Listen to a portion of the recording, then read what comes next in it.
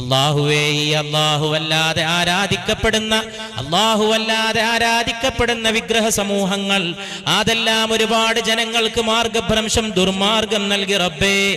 എത്രയോ ആളുകളെ വഴിതെറ്റിച്ചു റബ്ബേ. ഫമൻ തബിഅനി ഫഇന്നഹു മിന്നി, എന്നെ വല്ലവരും പിൻപറ്റുന്നുവെങ്കിൽ അവരെന്നിൽപ്പെട്ടവരാണെന്ന് ഇബ്രാഹിം അലൈഹിസ്സലാം പ്രാർത്ഥിച്ചുവെന്ന് പുണ്യ റസൂലുള്ളാഹി സ്വല്ലല്ലാഹു അലൈഹി വസല്ലം.